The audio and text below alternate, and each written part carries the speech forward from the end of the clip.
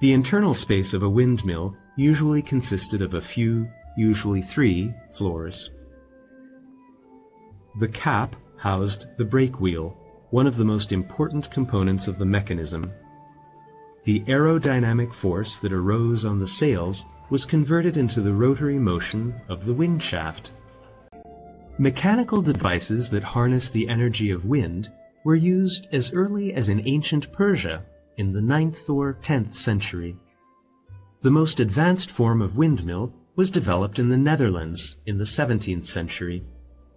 Windmills were typically built on natural or artificial elevations where the wind flow was undisturbed. Dutch windmills were usually built of wood, adobe, bricks, or stone.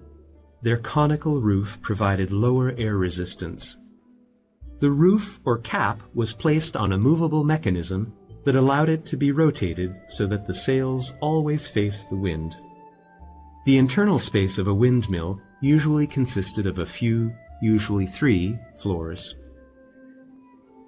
The cap housed the brake wheel, one of the most important components of the mechanism. The aerodynamic force that arose on the sails was converted into the rotary motion of the wind shaft. The brake wheel, connected to the wind shaft, transmitted its rotation to the upright shaft. The upright shaft drove 3 axles through transmissions of the great spur wheel and the stone nuts. The axles drove the millstones, which were placed on the second floor, also called the stone floor. The millstones were part of the windmill that ground the wheat or other grains. They were covered with a casing made of stone or wood. The flour was then transferred to flour chests placed on the bottom floor through pipes. The bags of flour were moved between the floors by mechanical lifting devices, while workers used ladders.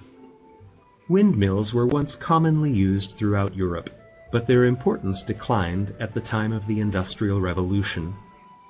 Many windmills have recently been restored for their historical value. Of the 10,000 windmills in use in the Netherlands in the 19th century, about 1,000 are still standing.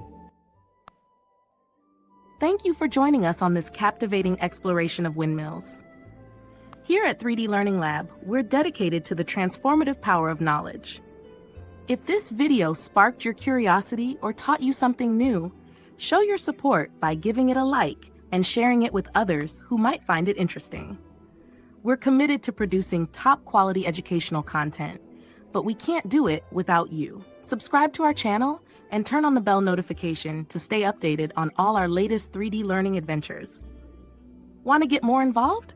Visit our community tab for engaging quizzes and challenges on fascinating topics like this.